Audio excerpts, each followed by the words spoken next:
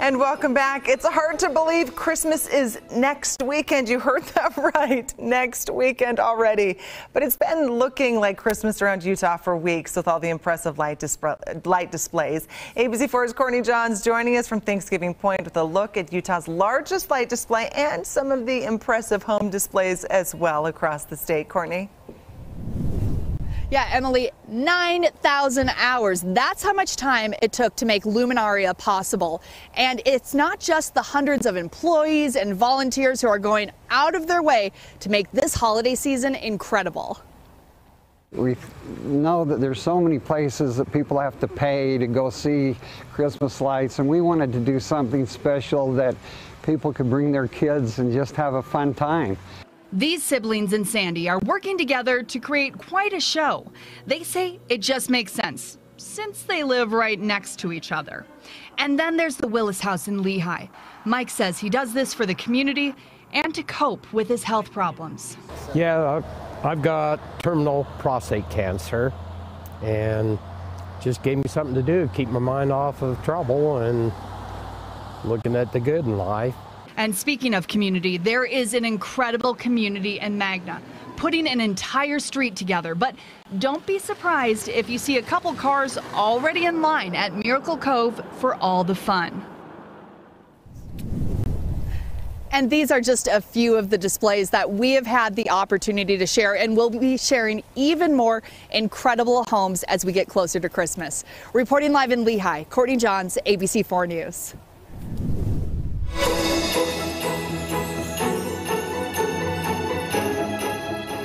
All right, Courtney mentioned it. We are trying to showcase all of the best light shows out there. If you know the perfect place for us to feature, we want to know about it. Send us the details to abc4.com/tipline, or you can call us there at the phone number you see on your screen.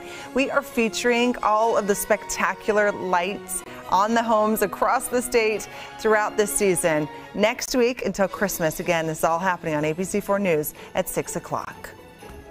All right, well, U.S. national defense is getting a multi-billion-dollar boost, and a controversial military vaccine mandate is being lifted. It's all part of the bill Congress just sent to the president's desk. Washington, D.C. correspondent Hannah Brandt has those details. The national defense bill passed with overwhelming support from both parties. But because this is Congress we're talking about, it didn't get through without some serious political drama. On this vote, the yeas are 83, the nays are 11. After a late-night Senate vote, the $858 billion national defense bill is now on its way to President Biden. We have a responsibility to support our troops and make sure they have what they need to do the job we've asked them to do. The bill includes a nearly 5% pay raise for service members and boosts spending on defense programs by 10%. It also gets rid of the Biden administration's controversial COVID vaccine mandate. We've successfully removed this readiness burden from the defense bill. Some lawmakers also wanted to reinstate the thousands of service members who were fired for refusing to get vaccinated. But that amendment failed. Another proposal that didn't make the cut, Senator Manchin's amendment to speed up the permit process for energy projects. You cannot be a superpower in the world if you do not have energy independence. And you can't be secured if you don't have energy independence. Ultimately, lawmakers say the final package will help the defense budget keep up with inflation and keep the U.S. military competitive with countries like China and Russia. The Biden administration has been vocally against removing the military vaccine mandate, and President Biden hasn't officially committed to signing the national defense package yet. In Washington, I'm Hannah Brandt. All right, thank you, Hannah. Well, criminal charges have been announced against 5 law enforcement officers in Louisiana in the death of Ronald Green. He died after being arrested in 2019. He was not armed. His family says police initially lied by claiming Green died in a car crash. However, body camera footage showing Green's violent encounter with officers was released 2 years later, despite police trying to suppress it. Green's family hoping the officers will be justly punished. 5 officers have been charged. Now the family hopes for substantial time served for the officers. The officers face charges ranging from negligent homicide to obstruction of justice. And tonight, WNBA star Brittney Griner releasing her first statement since she was released from a Russian prison. This is what she said.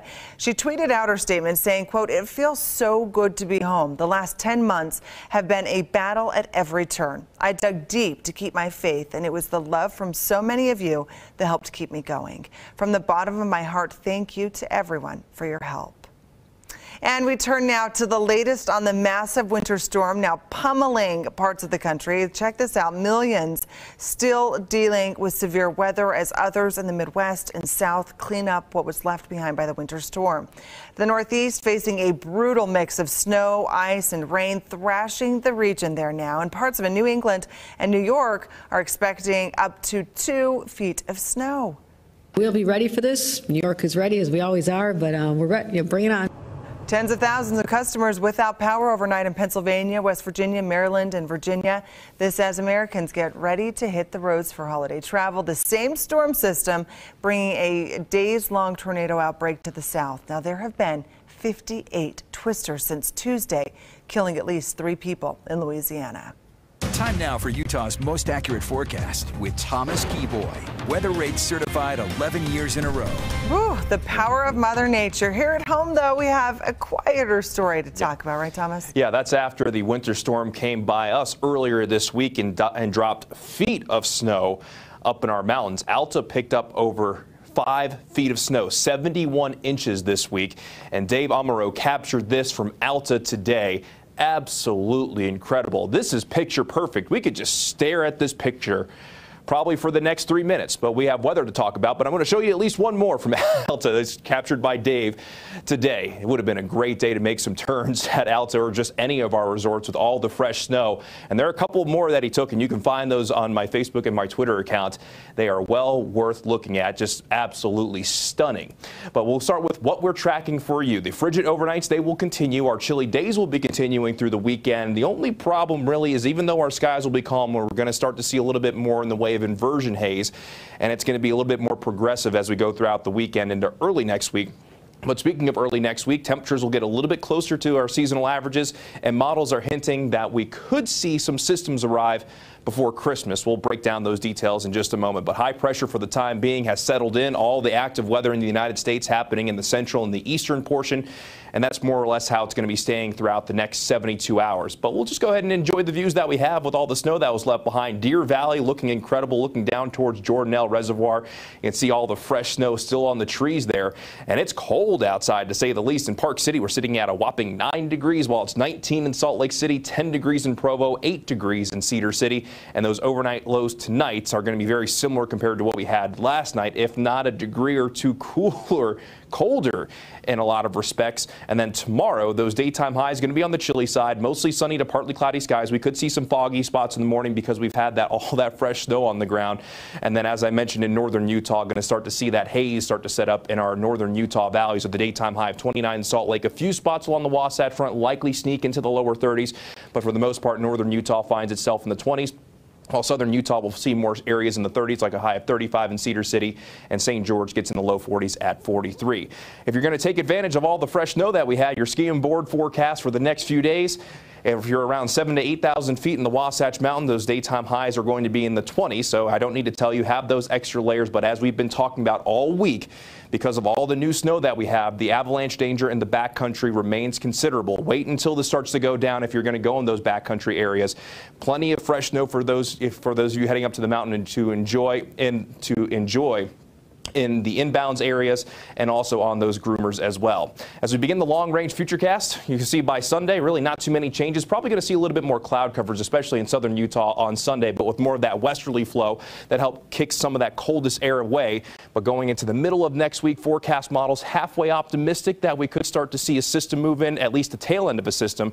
Northern Utah will have a chance of picking up some wet weather, but we'll have to fine-tune those details as we get closer. But of course, fingers crossed, we want as much snow as we can get before Santa Claus comes to town.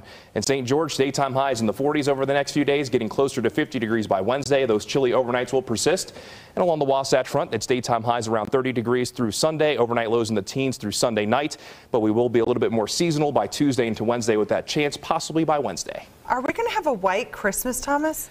Fingers crossed, it depends. It's a really tricky forecast getting closer. Rain comes and ruins it all. Because it's either we're going to see a system move in or the high pressure is just going to keep it to our east. So if you're hoping for a white Christmas. But people want dry roads, right? I want dry roads, but I want a white Christmas. Don't you? Good luck with that. Yeah. Is that too much? Aren't you dreaming of a white Christmas? Please sing for us, Thomas. Dreaming of golf.